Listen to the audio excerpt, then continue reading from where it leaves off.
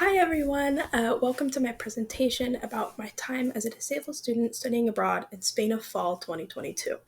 About me, so as an introduction, my name is Jacklyn Ogden. I use she, they pronouns, and I'm 21. I'm currently a senior at PSU completing an English degree, and a little fun fact is that I can sing the alphabet backwards. I'm not going to do it right now, but trust me, I can.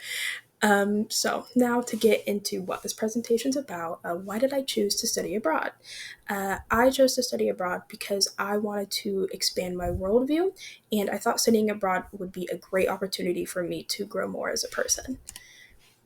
Okay, so why did I specifically choose USAC's Madrid, Spain 2022 fall program? I chose this program because I was and still am learning Spanish, so I wanted to go somewhere that would allow me to practice every day. I wanted to challenge myself, really. I also wanted to learn more about the culture because in high school I was fortunate enough to go to Spain and I fell in love with the culture.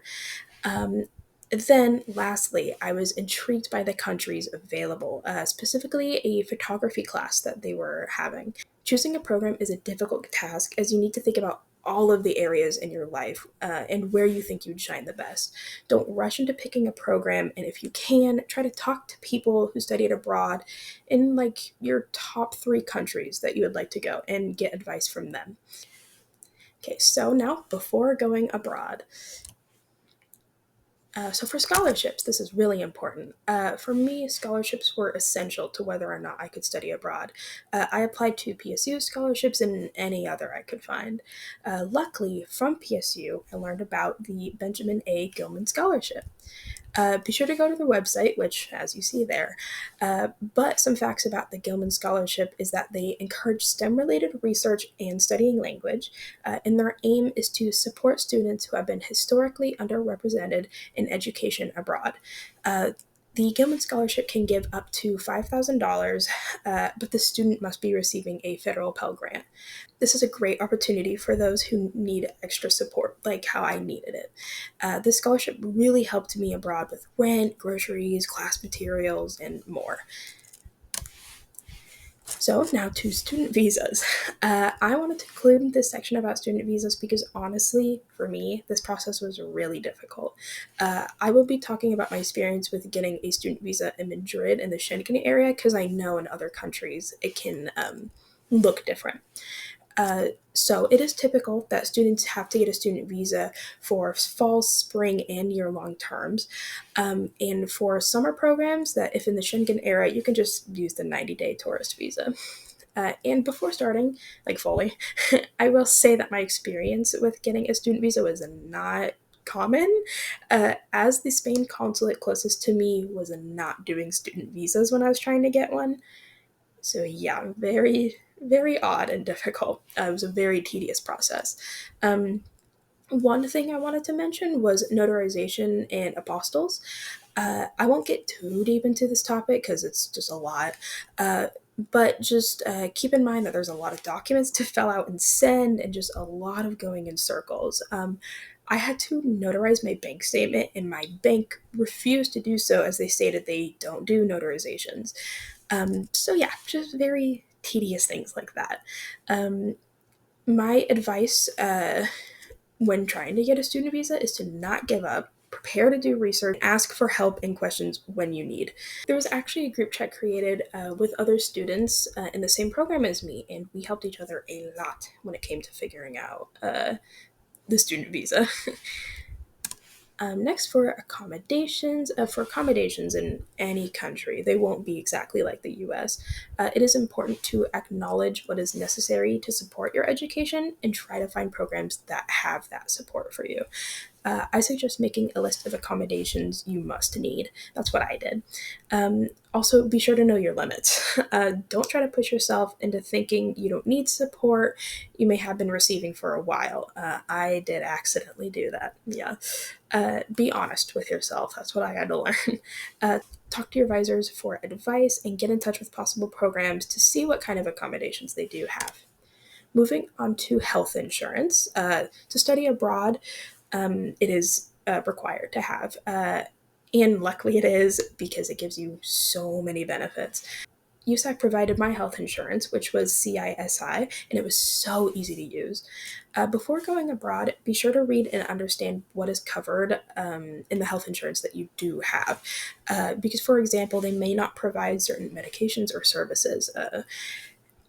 I have a medication that I have to take every month in CISI, and the hospital in Madrid I went to made everything so easy. I was very lucky that my medication was available there, and they were just so helpful. Also, with CISI, I was able to continue therapy abroad. While I only did have a few sessions, it was very beneficial. Now, for packing tips, this is incredibly important when going abroad, obviously. I made so many lists to make sure I packed everything. Make sure to acknowledge comfort and daily items. As in, because a comfort item for me was a picture of my partner and I wanted to place that picture where I could see it every day. Also, with daily items, those are things like phone chargers, phones, toiletries, etc. By acknowledging what you use daily, you can more easily identify if you packed it or not. Uh, and make sure to plan for your medication. You may need to stock up on the medication and possibly even pick a bigger suitcase to accommodate you. Lastly, utilize your travel agent, which is typically provided by your program, depending, and your airline. The monthly medication that I have is refrigerated, and I didn't even think about asking the airline to use the fridge, which I learned that you can do. So be sure to use every resource that you can, and be sure to leave room for souvenirs. You'll see in the picture there all the souvenirs that I have, and that's not even all of them. Now, during your program, during your program, you may experience culture shock. Depending on where you go, the language may be different from your home country. For me, that's how it was. And prepare for this because it can be a lot harder to adjust to than you think.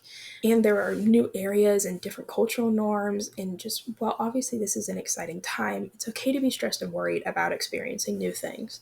And with this, there might be times when you feel isolated, especially in a country where you're still learning the language. To help get around this isolation, become friends with those in your program and pretty much be open to doing anything as long as it's safe and not illegal, obviously. But being open to any type of plan will get you out more and hopefully connect you to those around you. Another tip is to be okay being by yourself. This is obviously easier said than done. Um, but something you could do is take solo day trips to be more in tune with yourself and learn about the culture. And I don't mean, like having to hop on a train and go somewhere. It could just be around your neighborhood. You'll realize that you notice little things a lot more. Now, with mental health, you may go through strong emotions such as like sadness, stress, all of that. And it's okay to feel these things, even if you feel pressure to always have fun. While abroad, you may get newly found independence. I for sure experienced this because it was my first time living with roommates in an apartment and being 40 minutes away from my school in Madrid. It was a lot to get used to. Um, yeah, it can be really hard to adjust to, but this independence can give you a lot of confidence. And as life continues and happens, try to find coping mechanisms and techniques that you can use to regulate. Something that I did in Spain was I usually had music playing always, but make sure to always like keep an ear out and keep an eye out and just be aware of your surroundings. Um, yeah, and you see there at the bottom is leaving the program. So, actually, this was something that I did. This is kind of shocking, I would think, because I don't know anybody else who has done this. But when I was abroad, I needed to be honest with myself about how I was feeling and go home. I will always value the time that I did have during the fall term, and I'm sad that it didn't work out the way that I wanted to, but it's a part of life, and about learning about ourselves, so it's okay. If you have any questions about this experience or anything that I say in this presentation, be sure to shoot me an email, which is written on the About Me slide. Next is physical health, and as you see all in caps there, drink water. It can be so easy to get caught up in the moment, not want to bring a water bottle, all of that, but I'm telling you, always pack one wherever you go. For me, I thought it was kind of tedious to walk around with, a water bottle that big. Um, but I did, find smaller ones. And while it is kind of tedious to carry them everywhere, you won't get dehydrated, you know? So that's a win. Next is to listen to your body and know when to rest. Take time to figure out what you need in current moments and don't force yourself to do anything you may not be physically up for. And this may lead to some disappointment. Um, like for me, there was a time when I went on a small trip with some of the people in my program, and my asthma was triggered severely. I had to go back to Madrid earlier than everybody else just because of how bad it got. While I am sad that I missed out on that experience, I am glad I was not in the hospital. um, yeah, luckily.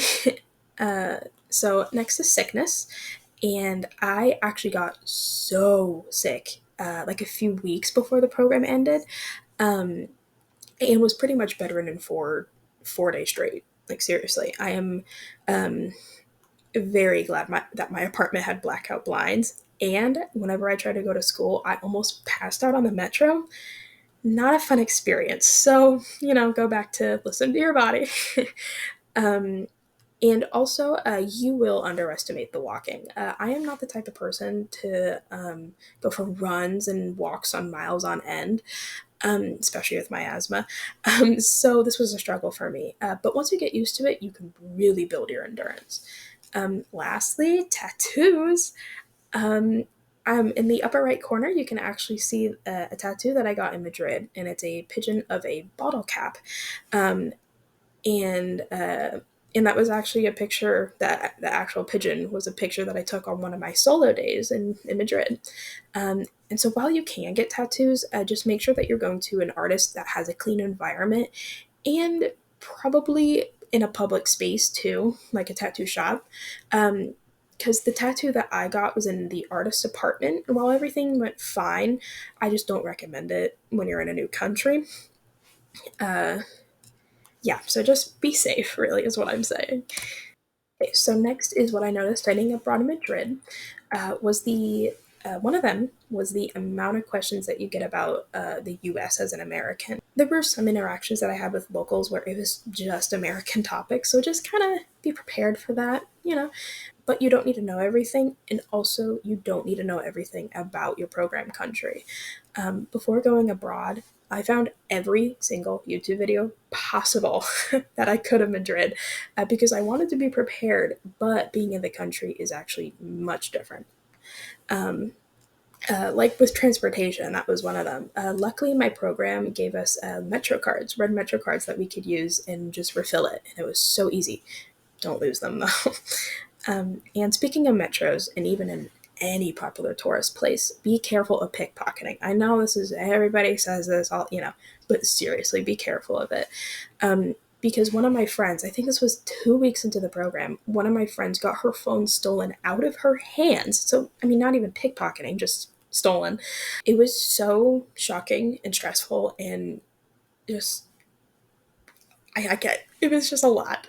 Um, but I was glad that we were all okay. Uh, but be aware, just be aware. Next, friendships may be rocky and will be tested. I didn't have a lot of communication with my friends in the States because of the time differences, and abroad friendships may not be what you expect them to be. Just be open to new experiences and be okay being alone. And most importantly, you see in all caps there, actually study. Being abroad is a great experience, but do not ignore your responsibilities. I learned for me that it was better to do the assignments right as they were given so that I wasn't putting them off until the last minute and possibly missing out on fun experiences. Next, so what I loved about studying abroad and being in Madrid. So for Madrid, it was so easy to get to other countries. And while I personally didn't because I wanted to explore Madrid, I had peers who went to the Netherlands, Italy, Morocco, and more. While it is fun to go to other countries, I do recommend exploring your program city and country. I had multiple days where I just walked around Madrid and found so many interesting stores and landmarks, all of that. And with this, talk to locals and find local events. I went to an event at a restaurant where other students studying abroad met up and we just socialized and talked for the entire night. Um, it was very fun, and so try to do things like that. And secondly, I loved being able to commemorate my time abroad. For me personally, I did create little like private TikToks just so that I can remember what I was doing, even if it was an uneventful day. I think one time one of my TikToks was just a video of the rain, just things like that. Next, coming back home. So, reverse culture shock. I honestly did not believe this was a real thing until that happened to me. I think for a few months it took me a while to remember that or realize that everybody was talking in English and not Spanish because I was just so used to it for a while. And remember to take time to decompress. It may be good to stay in your room for a day or two and like maybe catch up on things online or just honestly take time for yourself and remember your experience abroad. That's what I did. Remember, it can be hard to readjust, and that's okay. And eat all the foods you have been missing. that that helps reverse my reverse culture shock. So, even with my highs and lows, I studied abroad again. I studied abroad with USEC again, but for London in the summer term of 2023. My experience in Madrid showed me that I am capable of trying again, and so that's exactly what I did. I am so grateful for what Madrid taught me because I just had the best time in London. So, I wanted to end this presentation and say thank you to PSU and Benjamin A. Gilman Scholarship. I was able to study abroad because of them and will be forever grateful for the opportunities they gave me. Thank you for listening. Bye.